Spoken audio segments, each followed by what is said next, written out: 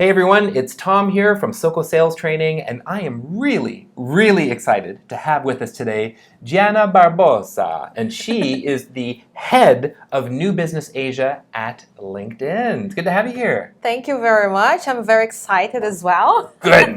And we've been talking off camera about all things social selling and LinkedIn, so thanks for joining us right now. Okay, so why don't we just start off with this question? Yeah. What is the biggest misconception that people tend to have about LinkedIn? Well, I think it's a big misconception. At the same time, it's understandable. So it's so interesting because people would know us as a platform for hiring, as a platform for looking for jobs. Okay. And I think historically, it has been like one of our core businesses, right? Well, that's how I first heard about LinkedIn. Of course. Usually, you get an invitation or something like that, and it's like, okay, I'm looking for a job, or I'm not looking for a job, so I don't need it, or I do need it. Yes. Yeah. And that is great, and that works. And it is like a big part of our business today as well. The thing is that with the years, the platform also evolved on how our members use the platform, right? So how they started seeing value on it. And one of the first ways that I used it when I was a sales rep was to sell. So to find the right contacts, to make sure what is happening with them, and then reaching out to them. So that was how you first started using LinkedIn? How I first started using LinkedIn. So you were one of the early adopters then? Well, probably yes. You were doing social selling before it was called social selling. Probably, yes. Right? Yes. So, and that's one of the things, right? We have many lines of businesses today, so you also have to market, you also have to learn. So LinkedIn is great for looking for opportunities, and it's also great for other types of businesses solutions. I love that, and it's just been, I don't know if it's recent, but it's been a shift in the last few years where, slowly, not even slowly, but it seemed like out of nowhere, LinkedIn did evolve from just being a, job seeker's place to a place where sellers can go to try to find business. Yes. So why should sellers use LinkedIn? I mean, what's going on? Why should they be there? Yeah, and maybe I'll even take like I step back, right? Okay. The mission of LinkedIn, it's really to connect the world's professionals to be more productive and successful. I like that. And that includes sellers. Right. Right? So thank goodness. Yes, right? A place for us to be, right? Of course. So, and for sales as well, is also to enable the sales professionals to become real partners of the buyers. And I think that's a shift on the way you think about it as well, right? Why is it essential to be there? Because when you're there, you can really understand what is relevant to your clients. If you find them there, you have them on your network, you know what they're thinking about.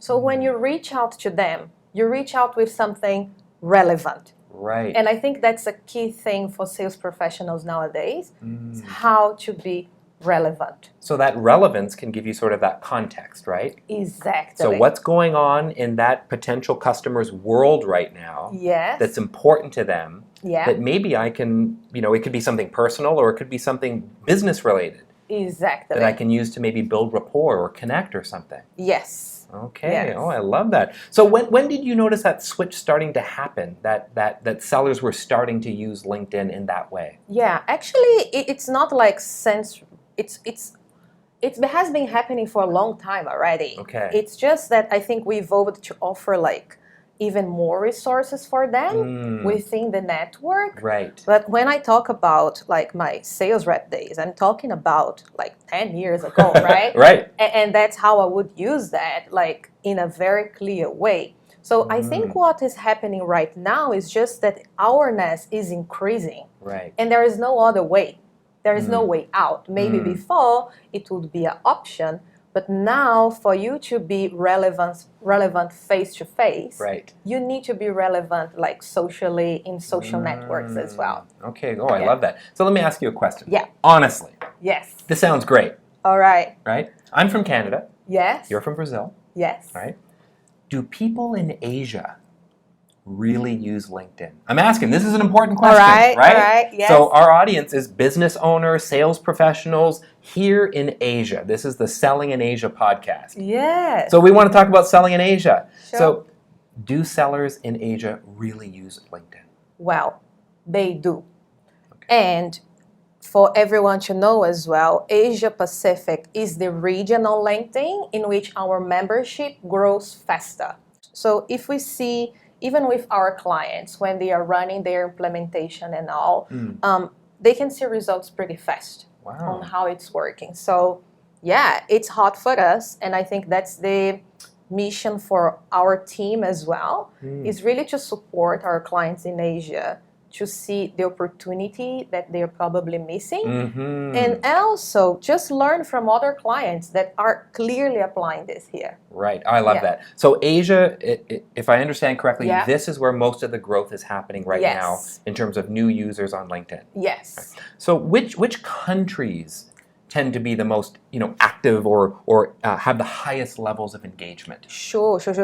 Well, if we look at Southeast Asia right now, and it wouldn't be a surprise, I think, for most of people here, Singapore, we see as a very mature market, right, when it comes to... We're so mature. Yeah, right, I know. Also, we see like other countries like Hong Kong. Even Hong Kong, it's like very, very mature in that sense. We see countries such as Philippines and Indonesia really catching up. Okay. Indonesia, I think, especially because of like how high tech they are, digital native. They just love technology, right? They're rock stars when it comes to anything digital. Like tech, they're all over it. Exactly, wow. Exactly. So you just see it rising a lot as well. That's so cool. Okay, I love that. So should sellers, so we talked about, you've got the Philippines, you've got Indonesia, we've got Hong Kong, we've got, Singapore as some of the highest levels of engagement. Yeah. Should we engage differently with different markets? I mean, what does that look like from a seller's perspective? Yeah, well, maybe just thinking about Indonesia, right? It applies for most of markets, but Indonesia especially, it's very, very mobile first. Right. So content and everything live happens in your cell phone, right? So for example, when you're using LinkedIn and you're trying to connect with someone, sending a message, you need to be very careful, like think about the length of that message, because ideally you want something that is really short, catchy, and seriously nowadays that you don't need to scroll. Right. Right. And there's a good chance in Indonesia they're reading it on the back of a motorcycle. Well, probably. Right? Yes, I'm not saying it's the safest thing to do, but come on, you got to think with your audience in mind, right? Yes. So it's got to be easy to read, fast. Yes. Okay. Precisely. Right, because they're mobile first. Yes. Typically. Okay. Yes. Oh, I love that. So we've talked about kind of different content maybe for different markets. What about certain industries? Are there some industries that do better on LinkedIn? I mean, what is that looking like? Well, if you really look, I mean, we have like across the board, like companies, they want to be on LinkedIn, so they have their company profiles. When you're thinking about reaching out to users, right, it's obvious that probably technology, everything tech related, they would be early adopters, right? So they would be on top of it like all the time. Right. But then when you go to other industries, when you think about Southeast Asia, like financial services, all the manufacturing and all the services, professional services in general, they will be high users as well. Yeah. Okay, all right. Are there some industries that maybe are slower to adopt, or if you're in this industry, you might find it a bit, challenging to find some customers? Anything like that? I would not call industry specific. I would call companies. And that's really hard to like name them, right? Okay. But it's really like regarding culture. Because when it goes, and I'm sure that you know that, when it goes to social selling and adapting your sales process, right? It goes with the transformation. So generally industries that would be more traditional on their prospecting, or with sales reps or sales professionals that have been working in one way for many years, it can be harder for them to adapt. Okay. But on the same time, I do see, I think, leaders in the region really trying to bring them to this new wave.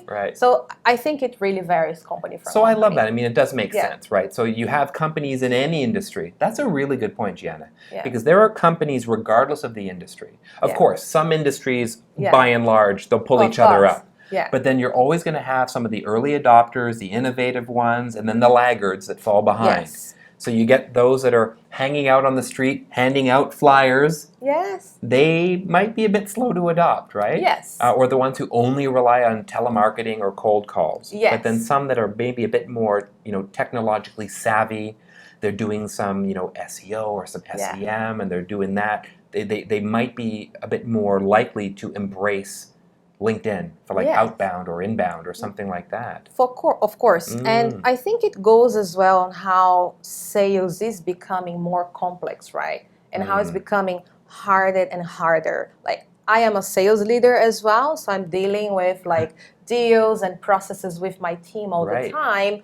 And it's not like difficult that when we are working on a process or a transformation project with a client, that would have like 7 people in the room from the client side, 10 different people from different departments. Right, and they all have a different stake in this. Exactly. And a different level of awareness too. Yes. Right. So it is becoming harder. There are more people included in the buyer side. Right. They are well more informed, so when they go to you with a request, they probably did a lot of research already. Right. And that puts a lot of pressure on the sales professional on how to be relevant. And again, going back to that mission thing, how to become a partner to the buyer. Right. Not really just a salesman, but a partner. Well, I love what you say, Geana, about being a partner, because we need to move from being just this fulfiller. Yes. Because once you shift to just a fulfillment role, let's introduce automation and the robots, and you're irrelevant. Yes. But if we as humans can provide some context and say, let me make sense of all of this stuff and make it relevant to your particular business, well, now guess what? You're valuable. Yes. Oh, I love that. Agree. Okay, cool. So how about content? Like, this is a question that we get all the time. Yeah. What should I be posting on LinkedIn? Is it different from some of the other social media platforms? What do people want? So what kind of content would be really useful or relevant? What are people interested in? Yeah, I think general overview, I think people and buyers, they are striving for authenticity.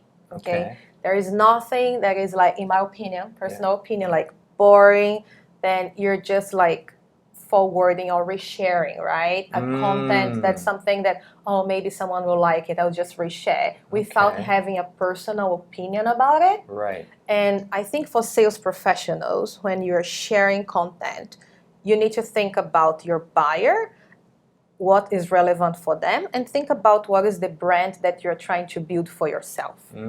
So all this sharing actually works for the sales professional as well to position themselves as an expert, a subject matter, right? So every post is an opportunity to position themselves. It really is. Yes. It's like, it's deliberate. Yeah. Before you hit the share button, think about it. What are you sharing, right?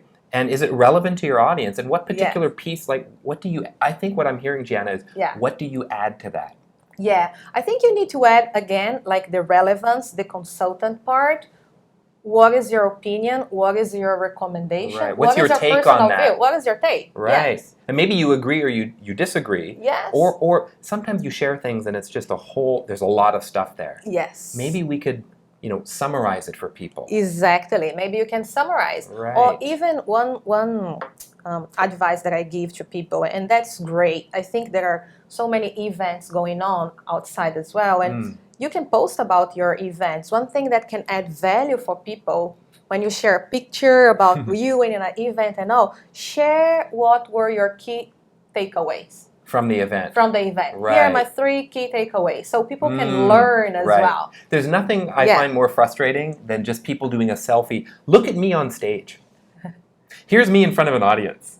Here's how cool I am. I don't think people are interested in that. Yes. I think they want to know, here's me at this event, and here's what I learned. Yes. Here are 3 things you need to be doing right now in your business based on what I learned at this conference. I think that's really valuable stuff, right? Yeah, it is. It is. And again, there is freedom. People can do what they want to do, right? It's just advice on how everything you do, it's building up to your own brand. So, Geana, these are already great tips. So, for anybody who's new to LinkedIn and they're a seller, what can they expect on LinkedIn, or what can they expect from LinkedIn? Yeah. what can they expect from, well, that's excellent. Maybe first, before what they can expect, I would go like what they should quickly do. And maybe you should just like look right now. Look at your profile. So what they can expect from LinkedIn is directly, how can I say, linked to the quality of their profile as well. So number one, having a picture that represents yourself and your professional background. So wait a minute, are you saying no pictures of people drinking beer? Probably no, right? Like not in your profile picture. Okay, so not on your LinkedIn profile. Unless you're the owner like of a beer company, right? You see, this is why she's on the podcast, because she knows context, right? Okay, right. Yeah. So it has to be relevant. Yeah, relevant. Okay. So a picture that represents yourself. On brand. On brand, yeah. When you can, as well on the description, like what do you do? So if you're a sales professional, you see many times that would be, oh, I hit 300% of my quota. That's great. That's a great achievement. Maybe you want to include that somewhere. What are you trying to help your clients with? That's a different perspective, right? Sure is. Because if I'm meeting a client today, as soon as I leave the meeting, the client will look my profile on LinkedIn. And I think it would be good if they see what you care about. Right. About them. Not that I care that I closed that deal. Yes. Right. So, I mean, it's just tips, right? Right. Oh, I love that. Okay. So, how about a few more practical tips that sellers can use and apply? So then you have a good profile that will actually help you to connect better with people. So what you can expect? You can expect that you can grow your network, you can find decision makers, and of course, you can connect with them. The likelihood of them accepting your invitation if you have a complete profile is way higher. Right. But you can expect that your network to grow, you probably message some people, you can have meetings scheduled, you can have way more visibility of your clients as well. One thing that we love to highlight with our clients is the importance of understanding who is moving where. And that LinkedIn is awesome. It is, right? Yes. How many times we are dealing like with a deal, with a project that is taking like 3 months to close, and then out of the nothing, you realize that one of the decision makers left. Right. Way after they actually left. Right. So they've gone silent in your emails for weeks or months. Yes. And you're like, oh, I guess they're not interested. Yeah. Drop. They just maybe moved somewhere else and someone has replaced them. Yes. So this is something that we can help you with. And not only when people leave, but when they leave, they arrive somewhere. Correct. Yeah. And when leaders arrive in other companies, like they're landing into a new job, they will probably be more likely to rock the boat, right? So to change things, to take on new projects, make new investments. To learn new things. Learn new things. Right. And that's when we can be, again, partners to them. Right. Helping them to navigate the new assessment. So would you recommend, for example, you could reach out to someone who's new in a role? Yes. And, hey, congratulations on your new role. Yes. We've worked with people who have made such a transition, and here are some of the common challenges they face. Yes. If there's something you need, feel free to reach out. We're happy to help. Absolutely. Something like that. Absolutely. And that's how you become relevant, right? Oh, I love that. So one of the things that I really love about LinkedIn, and I love a lot of things about LinkedIn, I mean, that's why she's on the podcast, is because you can do so many different,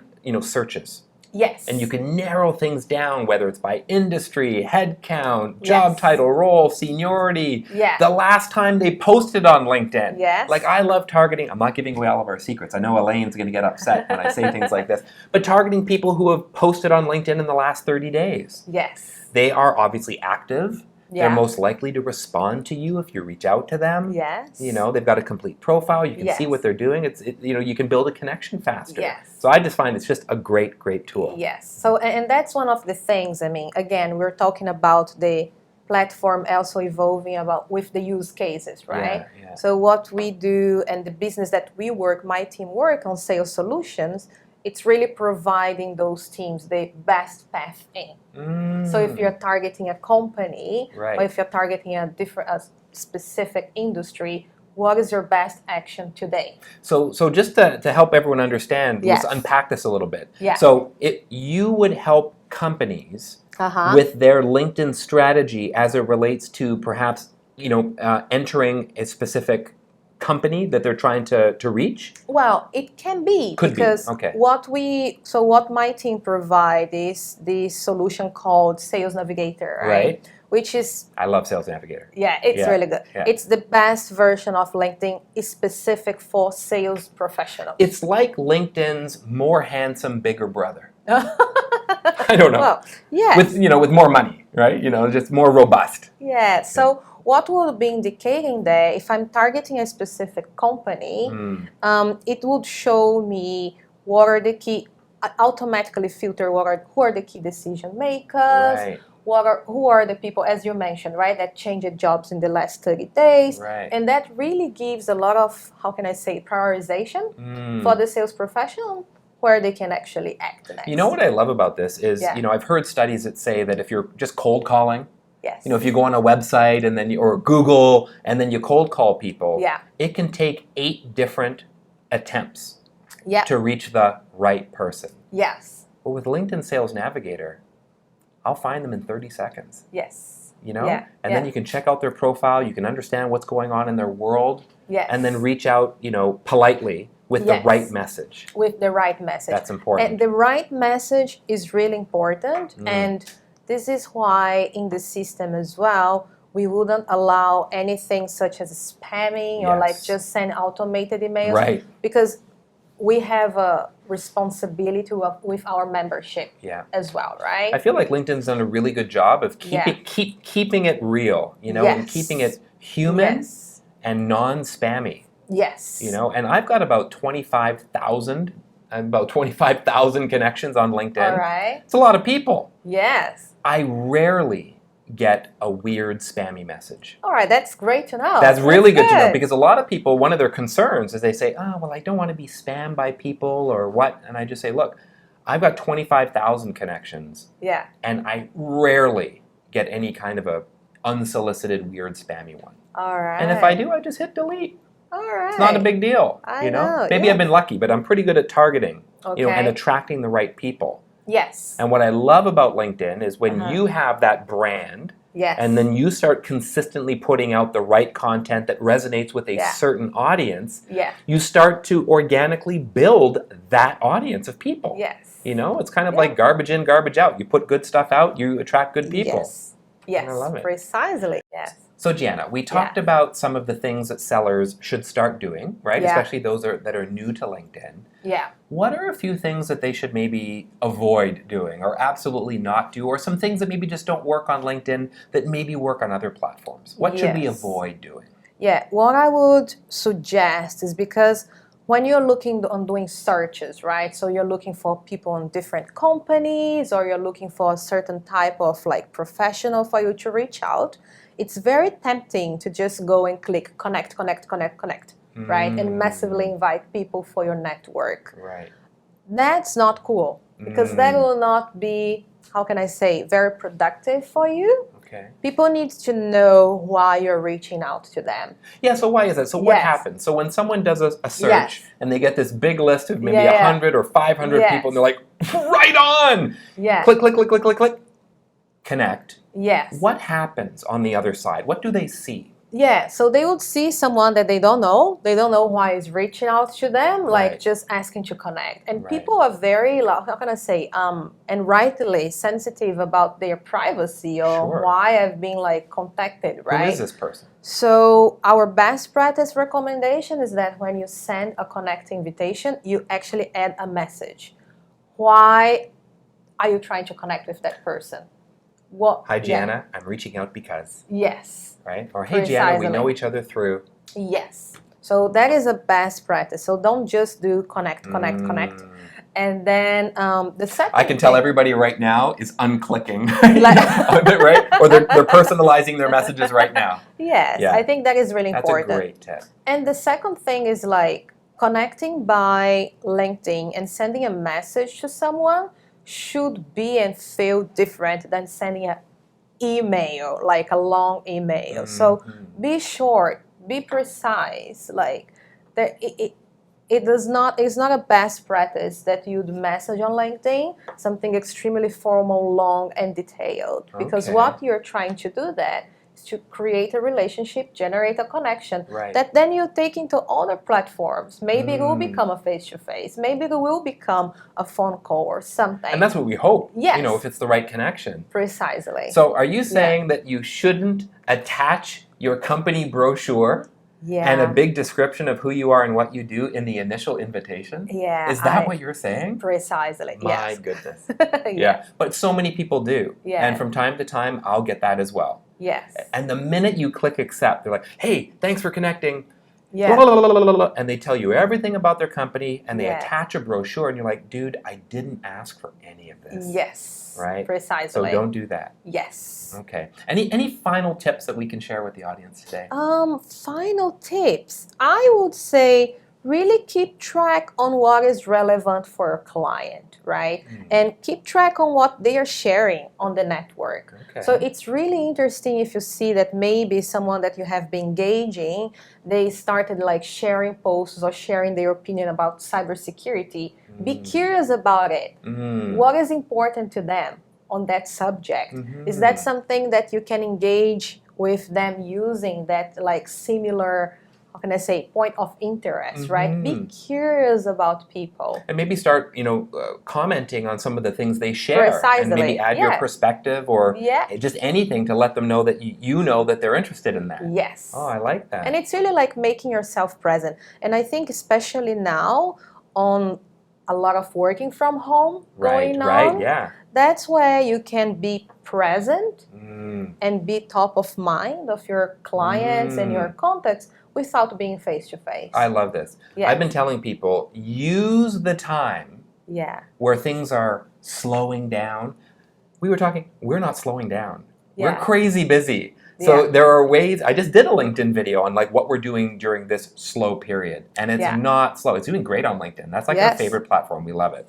But it's like what's working right now is like be busy, get on your laptop, get on your desktop, get on your mobile, and reach out to people on LinkedIn right now and build your network. It's sort of like make the deposits today that could bear, plant the seeds today that could bear fruit later on. For sure. Oh, I love that. So where can people reach you? Well, people can find me on LinkedIn, LinkedIn, right? Yeah, on LinkedIn. It's Geana Barbosa. Very easy. There's just one, right? So Geana Barbosa. Yes. Geana Barbosa on LinkedIn. Yes, you can find us there. And of course on our website, our corporate website, right? LinkedIn.com. You'd have a special page for sales solutions. Okay. And there you can see the different options that we have, which is specifically the business unit that my team works on. I love it. I can tell that they have the right person leading that business unit. Oh my God, thank you. Yeah, no, I can tell, right? You live and breathe it. This is awesome. Thank you. Great having you here, Geana. All right, thank you. Take care, everyone.